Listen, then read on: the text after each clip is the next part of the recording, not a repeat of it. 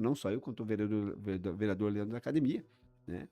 Por situação aí do partido, né? Então, eu gosto sempre de deixar claro isso, né? É importante frisar, né? Na composição do partido, eram 14 candidatos, né? De acordo com a lei da cota de gênero, 5 mulheres e 9 homens, né? Na cota, daí foi uma candidata trans, entrou, né? E essa candidatura dessa candidata trans, ela foi homologada pela justiça, né? Mas vereador que perdeu entrou com uma ação judicial questionando, né, a questão, né, dizendo que a candidata não era trans e sim só homossexual, né? Em Araucária nós obtivemos sucesso, o juiz da Araucária, ele julgou totalmente procedente o pedido, porém no TRE em Curitiba, né, nós perdemos a ação, né? Perdemos a ação e como no TRE o cumprimento é imediato, os 7.600 votos do Solidariedade foi zerado e foi feita uma nova recontagem, onde 2 vereadores entraram no nosso lugar e infelizmente nós perdemos a cadeira nesse momento. Continuamos lutando, né? Nós não morremos, né? Continuamos lutando. Agora entramos com recurso no TSE em Brasília e vamos torcer aí que a gente possa reverter lá, né? Mas é importante deixar claro, né, que eu como candidato, a minha função, né, era fazer campanha, pedir voto. O responsável por organizar a chapa é o presidente, apoiado por um jurídico. E digo de passagem que é um jurídico que ganha para isso. Porque o jurídico que cuida do trabalho, ele não trabalha de graça, né? Então, se houve erro de acordo com o TRE está dizendo, pode que lá em Brasília o TSE diga não houve erro nenhum. Mas de acordo com o TRE aqui de Curitiba, né, ficou claro, né, na sentença que houve um erro, né, que houve fraude de gênero. Mas se houve esse erro, né, a culpa diretamente é do presidente do partido e do jurídico que deu aval. Então, o jurídico, nesse sentido, se o erro de fato foi comprovado lá no final da sentença, eu digo que o erro foi do partido. O erro do partido e do jurídico, né? Mas que, infelizmente, quem está pagando esse preço são os candidatos Walter e Leandro. E é um preço alto. Perder um mandato não é fácil, né? Da forma que nós estávamos trabalhando. A população do Araucária ficou muito revoltada. A gente percebe nos comentários, né? Mas, infelizmente, né, se a justiça determinou, cumpra-se. A gente não vai questionar. O que a gente está questionando, claro, é com recurso em Brasília e torcemos aí que a gente possa estar revertendo. Mas, mais uma vez, eu digo, né, que eu como candidato, né, até por questão de ética, né, quem sou eu para chegar e dizer para a pessoa, você não é trans, né? Então isso não é papel meu, não posso estar questionando a sexualidade de uma pessoa, né? Então isso quem teria que ter verificado é o jurídico. Então se de fato lá no TSE nós perdemos, então aí o erro de fato foi do jurídico e do presidente, que agiu de forma, né, sem pensar, na verdade, né? Eu acho que é interessante a gente frisar, Alessandro, que assim, no processo eleitoral, principalmente a chapa de vereadores, tudo que é legislativo, ele tem uma chapa, né? E quem é o responsável é o presidente e a mesa diretora ali do partido. Então, o candidato em si, ele é responsável pela prestação de contas dele, pelo registro dele, mas o registro da chapa, quem vai emitir a ata e mandar no sistema do TSE é o partido. Então, qualquer candidato, tanto o professor Walter, que foi penalizado por essa situação, quanto o Leandro da Academia, que é outro vereador que caiu na mesma situação, eles não têm culpa disso.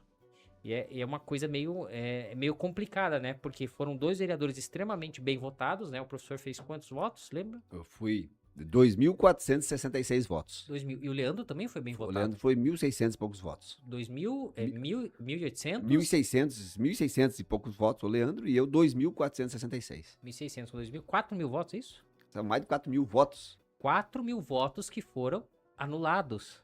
Você consegue entender assim, a distorção que esse tipo de situação cria? E te prejudicou gravemente, né? Tanto Não, mas são 4.000 eleitores que foram silenciados, que fizeram uma escolha. Mas você né? sabe que isso serve para a gente realmente desenvolver um olhar bem mais crítico quando a gente fala de justiça eleitoral. Existem muitas coisas que acontecem durante o processo eleitoral que acabam passando batido, não é verdade? e que se fosse seguir realmente uma lógica, a regra, poxa vida, seria totalmente diferente. Eu confesso para vocês que eu tenho uma coisa assim que eu fico invocado com o conceito de votos válidos. Porque quando, por exemplo, um eleitor ele chega e anula o seu voto, ele tá dizendo exatamente que nenhum daqueles candidatos serve para ele.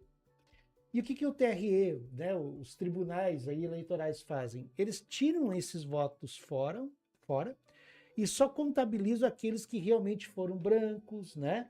E que foram realmente votados. E daí diz assim... Não, voto branco ele não é considerado válido, nem branco nem nulo. Mas daí ele coloca como voto válidos. Todos os votos são válidos, sejam eles nulos, brancos, né? Aí já tem um erro na nossa política eleitoral, a minha visão. Não, eu entendo e faz muito sentido isso, porque assim, o ato de eu ir até uma urna e digitar um nulo ou digitar um branco significa...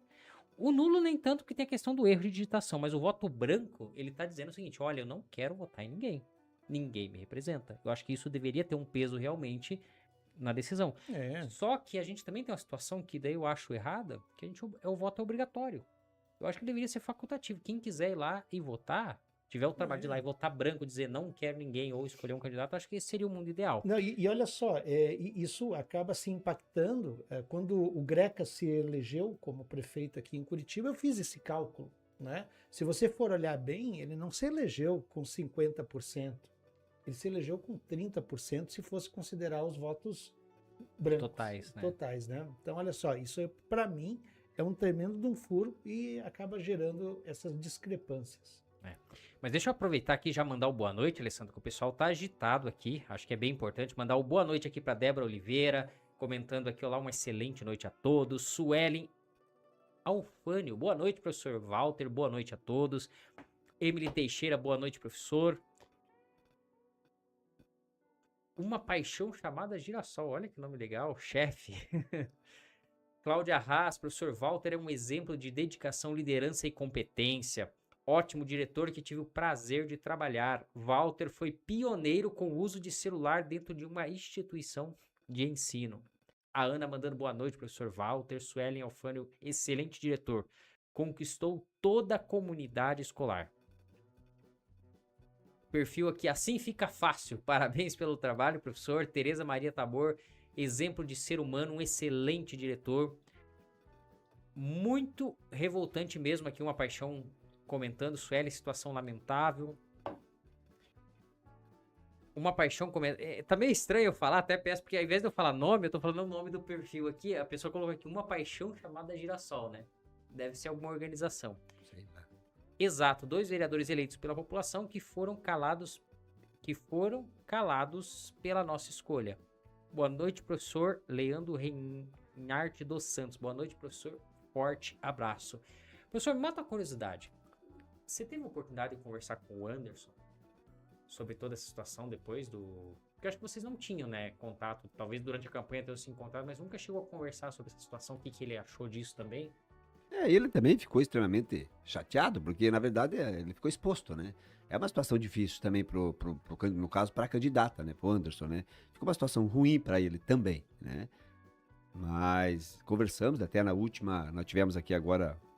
O último, finalizou ali o processo do TRL, veio ali, compareceu até para que os desembargadores conhecessem ele, né? Porque lá em Araucária, na época, ele não foi, né? Devia ter ido, né? Aí o advogado, nesse momento, o advogado que conduziu, devia ter levado ele lá, sabe? Devia ter, talvez, o processo devia ter sido mais bem elaborado, a defesa, vamos dizer assim, né? Mas, infelizmente, eu digo que temos bastante esperança de reverter isso aí lá em Brasília, né? Mas, volto a dizer, né? De fato, digo que fui extremamente prejudicado. Essa é uma coisa que eu jamais vou esquecer, né? Jamais vou esquecer, até porque a pessoa que estava à frente do partido está lá, muito bem, obrigado, né? Um bom cargo, né? Os demais, os advogados estão lá todos com procuradores, então estão todos bem, obrigado, né? Agora, o vereador em si... Levou pau, né? Levou bordada e